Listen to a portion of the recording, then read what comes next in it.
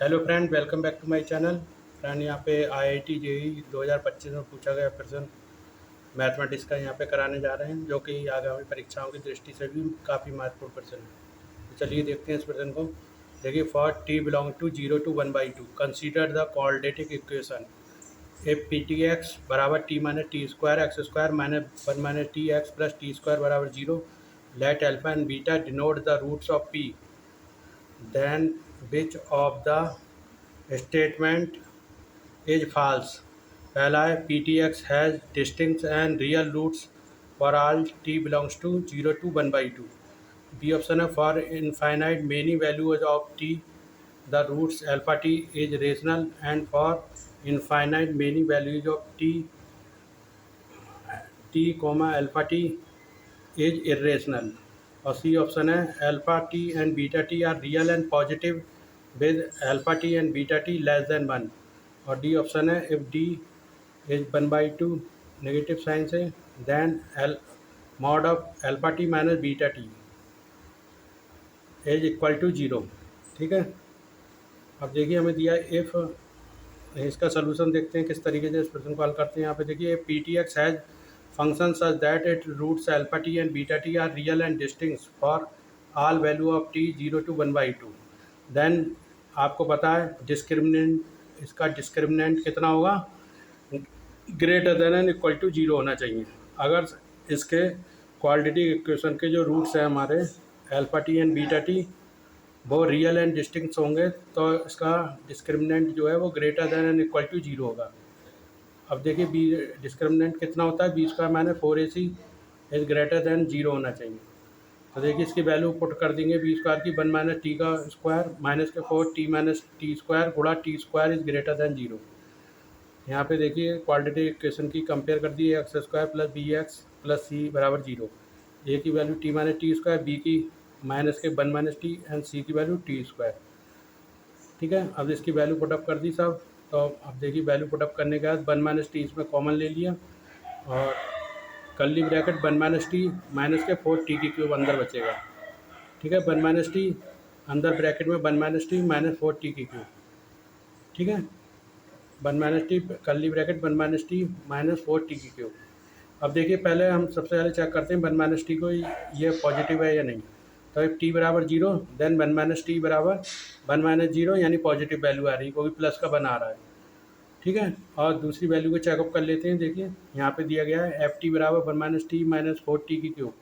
अब देखिए इसमें एफ इसका जो है इसकी मैक्सिमम एंड मिनिमम वैल्यू कैसे फाइंड अप करेंगे कि ये फंक्शन जो है हमारा एफ टी का ये पॉजिटिव है या नहीं। तो सबसे पहले इसका maximum and minimum find up करते हैं। तो देखिए इसका डेरिवेटिव निकालते हैं। एफ टी बराबर 1 का 0 और टी का -1 और -4 टी की क्यूब का -12 टी स्क्वायर बराबर आ जाएगा -12 टी स्क्वायर -1। अब इस पर देखिए ये जो है हमारा, चूँकि टी की वैल्यू 0 से 1/2 लाई कर रही है।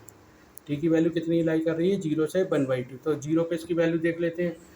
इस फंक्शन की एफ 0 बराबर 1 - 0 - 4 टी की वैल्यू 0 रख दी तो आगे वैल्यू 1। ठीक है।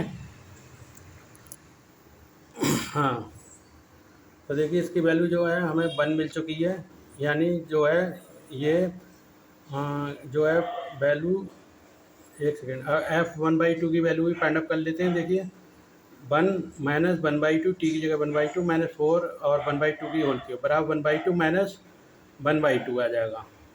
आप इसको सॉल्व आउट कर लीजिएगा तो ये आ जाएगा 1/2 माइनस 1/2 बराबर 0 आ जाएगा। ठीक है। अब देखते हैं यहाँ पे। अब देखिए अगर हम यहाँ पे इसमें एफ टी में टी की वैल्यू यहाँ पे 0 लगते हैं, तो अगर टी की वैल्यू यहाँ पे 0 रखते हैं तो इसकी वैल्यू -1 आ रही है, यानी जो हमारा है ये डिक्रीजिंग फंक्शन आ रहा है। इसका एफ टी डेरिवेटिव जो है वो अगर टी की वैल्यू 0 लगाते हैं तो -1 है, यानी ये डिक्रीजिंग फंक्शन है यहाँ पे। तो डिक्रीजिंग फंक्शन है और इसकी एफ 0 की वैल्यू जो है हमारी क्या आ रही है, 1 आ रही है यहाँ पे। तो पॉजिटिव वैल्यू मिल रही है 1 और एफ 1/2 की वैल्यू 0 मिल रही है। ठीक है। तो हम देखते हैं जो स्लोप हमारा नीचे की तरफ जा रहा है, तो इसमें जो 1 एफ जीरो पे वैल्यू 1 मिल रही है, तो जब एफ जीरो पे हमें वैल्यू मिल रही है तो इसकी एफ जीरो क्या हो गई, मैक्सिमम वैल्यू, क्योंकि नेगेटिव स्लोप है, नीचे की तरफ जा रहा है, तो एफ जीरो पे वैल्यू हमें मैक्सिमम मिलेगी। तो एफ जीरो पे वैल्यू कितनी मिल रही है, 1 मिल रही है। और एफ 1/2 पे कितनी वैल्यू मिलेगी, मिनिमम वैल्यू। तो मिनिमम वैल्यू कितनी आएगी इसकी, 0। ठीक है, जैसे कि यहाँ पे देखिए स्लोप भी दिखाया गया है, जे स्लोप जो है वो नीचे की तरफ टेंड कर रहा है, और एफ जीरो पे तब इसकी मिनिमम वैल्यू मिलेगी जब हमारा एफ जीरो पे निकालेंगे, और एफ 1/2 पे यहाँ कहीं निकालेंगे तो मिनिमम वैल्यू मिलेगी। ठीक है, तो कोई डिक्रीजिंग फंक्शन हो रहा है यहाँ पे, एफ टी जो है इसका डेरिवेटिव डिक्रीजिंग है।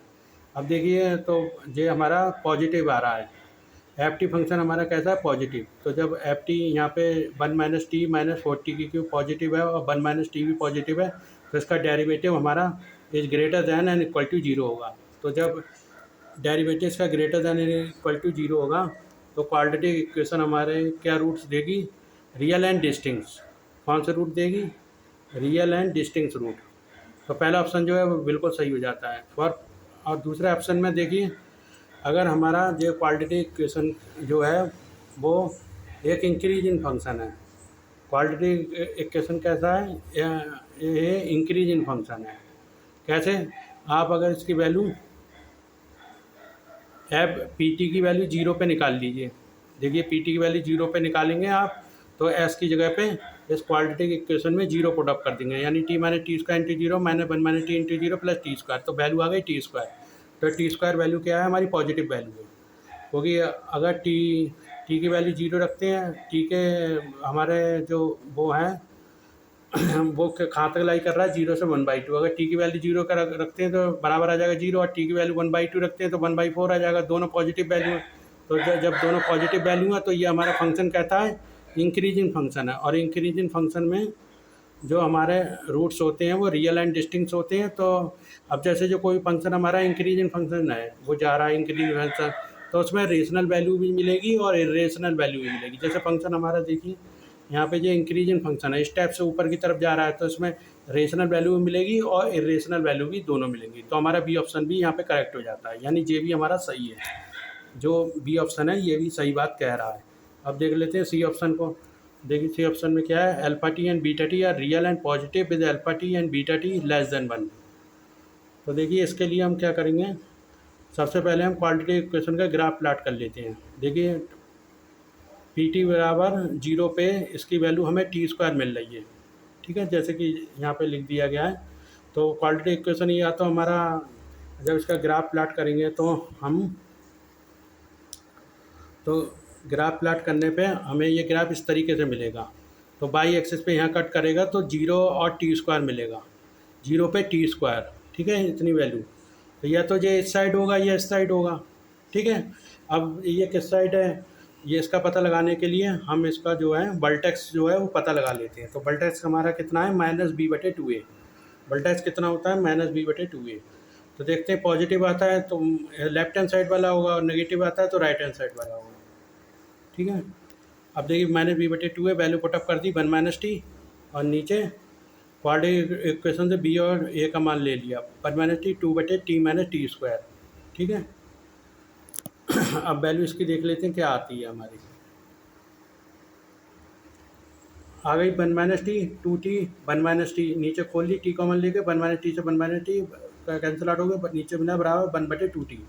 और देखिए 1/2t जो है, अगर इसमें 0 वैल्यू फिट कर रहे हैं तो इन्फिनिटी आ रहा है, और t की वैल्यू क्योंकि 0 से 1/2 लाई कर रही है, तो 0 वैल्यू पे इन्फिनिटी आ रहा है और 1/2 वैल्यू पे 1 वैल्यू आ रही है, यानी जो पॉजिटिव आ रहा है, यानी हमारा राइट हैंड साइड वाला सही होगा।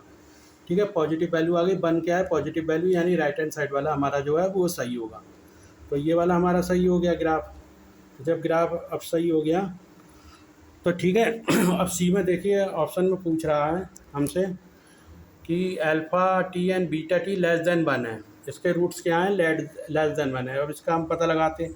देखिए 1 इधर होना चाहिए या 1 इधर होना चाहिए, तो इसका हम पता लगा लेते हैं। देखिए ग्राफ पे हाँ, ये देखिए पी ऑफ 0 और 1 पे, यानी टी की वैल्यू अगर हम 1 लगाते हैं, टी की वैल्यू 1 लगाते हैं तो हमें -1 वैल्यू मिल रही है। जो क्वालिटी इक्वेशन है हमारी, क्वालिटी इक्वेशन में अगर हम टी की वैल्यू 0 लगाते हैं, वो सॉरी टी की वैल्यू 1 लगाते हैं तो -1 वैल्यू मिल रही है। और पी 1/2 पे इसकी वैल्यू क्या मिल रही है, देखिए इस वाले ग्राफ से पी टी 1 बराबर 2t-1, इसमें P1 की वैल्यू निकाल लेंगे तो -1 मिलेगी, और P 1/2 की वैल्यू देखिए 0 मिलेगी। तो इसकी वैल्यू हमें जो -1 मिल रही है, तो देख लीजिए, इसको देख लेते हैं, यानी -1 वाला पी टी की वैल्यू जब -1 मिलेगी तो ये ग्राफ नीचे को आएगा। तो देखिए 1 पे इसका ग्राफ, 1 पे ग्राफ कहाँ पे आ रहा है, नीचे की ओर। ठीक है, तो ये 1 बाहर लाई नहीं करेगा, यानी कि मतलब अंदर लाई करेगा। कोई 1 पे इसकी वैल्यू हमें कितनी मिल रही है, -1, 1 पे -1 यानी नीचे की तरफ ये ग्राफ प्लाट होगा। ठीक है, तो बाहर वाला 1 नहीं होगा, अंदर वाला इसका 1 एज्यूम किया जाएगा। ठीक है, हाँ, तो हमारा जो सी ऑप्शन है, इसका मतलब सी ऑप्शन भी जो है वो बिल्कुल सही है। क्या ऑप्शन है जो सी, ये alpha T and beta T real and positive with alpha T and beta T less than 1। C option भी हमारा जो है, एक सेकेंड, सी ऑप्शन जो है वो गलत है। क्यों? क्योंकि हमारे रूट तो 2 आ रहे हैं, एक यहाँ पे कट हो रहा है, एक यहाँ पे कट हो रहा है ग्राफ में। ये देखिए, एक ग्राफ में यहाँ कट हो रहा है, यहाँ कट हो रहा है, तो एक 1 से कम है रूट, यानी अल्फा टी 1 से कम है, तो बीटा टी 1 से ज़्यादा होगा।